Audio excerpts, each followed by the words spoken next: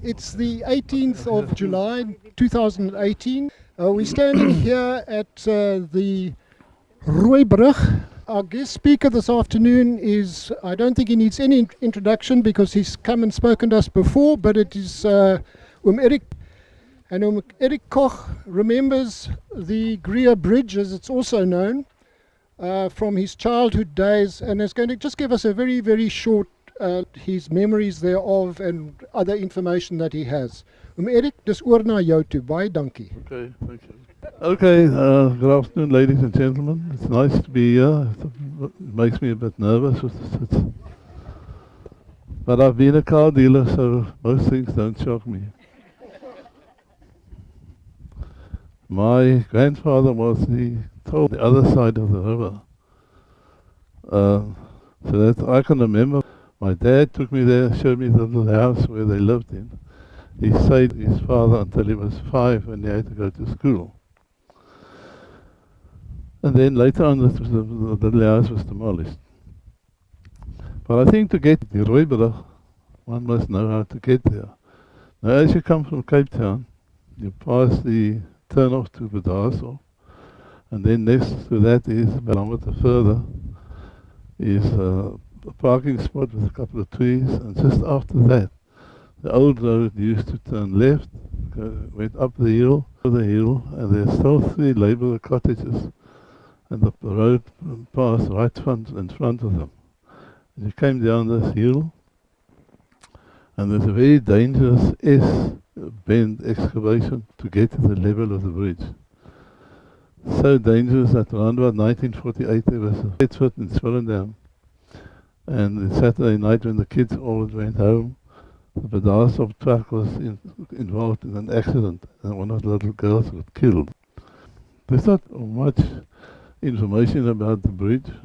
It was built in 1892 by a company with a funny name, Patent Shaft and X.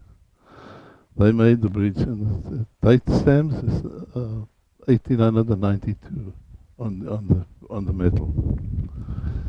Now one must be thinking about an age where there were no motor cars. It's hard to believe that.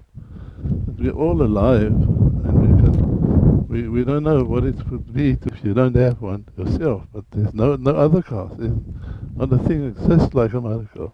And to me, as a car dealer, or used to be a car, I really can't imagine how it was. I can remember going with my parents to Cape Town, 3.5 hours to 4 hours to get there. You had to have a relations in Cape Town to stay over with, because you can't make it in a day. Now we go to Port Elizabeth in the morning and come back the same evening. That's by car, not even flying. Now, one of the strangest things to me is how they built these pillars in 1895 or 1894. They can do it today, it's not so difficult. But the whole setup was a big achievement for the British engineering. To do all the measurements here, make the bridge in England, then assemble it here. And you must remember, everything came by ox wagon. It's really unbelievable. Passes on the other side, about 3 kilometers from the bridge. And I only heard today that the railroad between Cape Town and Mossel Bay was only completed between Swellendam and Heidelberg in 1930. It's really unbelievable. With the measurements of the bridge, six pillars, and the total length of the bridge is 100 meters. The spans are 28 meters each. There are 6 of them. And it used to be a very popular picnic spot. On the other side, on the Swellendam side, was a famous picnic spot, because those days people had to work on Saturday mornings.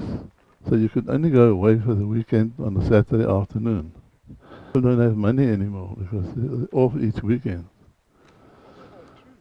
I can still remember my dad said to me one day that he believed shops were closed now on Saturdays.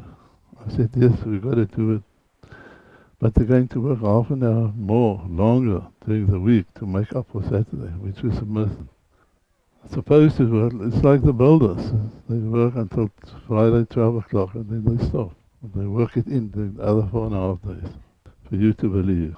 There are three famous or historic bridges in the vicinity, one at Salisbury, one at Clipperfield, which is capable of taking 23 tons, and then the old wood bridge in Buffalots. And there's another bridge in the Trados Pass called Letty's. I had the honor to sell a car to the chairman of the divisional council when they built that new bridge under his ace. His name is still on the building. Still a lot of wood left next to it of the old bridge, so there's a lot of stinkwood there. I can't believe that it's still there. Any questions that anyone would like to ask me? On the map it says, okay, that's the Rooibrug was in use up to 1951. And then the new bridge was built called Weerskaal Bridge. But like Graaia, most of the people are Afrikaans speaking, so the pronunciation soon turns away from Rooibrug or Graaia Bridge to Rooibrug. And the same happened to Weerskaal, became the Witbrug. Do you know why the bridge was built here? Well, it must have had something to do with the amount of water. Map, they talk about the old pond, so it must have been a pontoon here, but I don't know about that. And then the bridge came, and then the next one was Witbrug, now downstream, 1951. I think there were 5 different ponds, Eric. In the museum we have a map of the ponds, and I think there were 5 different ponds at different spots on the river. My dad told me that 1906 there was a huge flood. You can still see that in the watermark in the church at Malgas.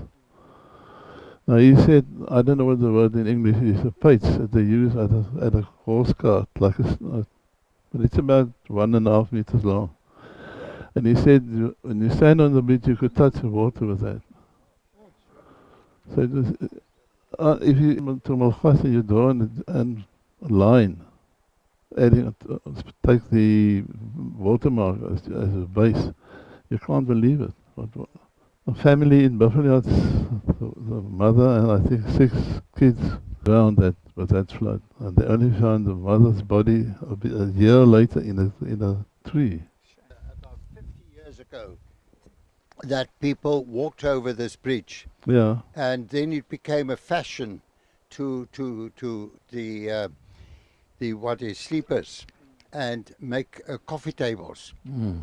So more than one good home in Swellendam has got A coffee table. coffee tables.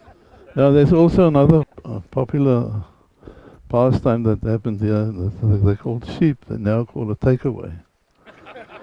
They will get them there and just bring them over. That's why Mr. Lawrence wanted to add the bridge to demolished, because of all the theft that went on with the sheep. Yeah. But it's now closed. You can't get on. It's dangerous to walk there.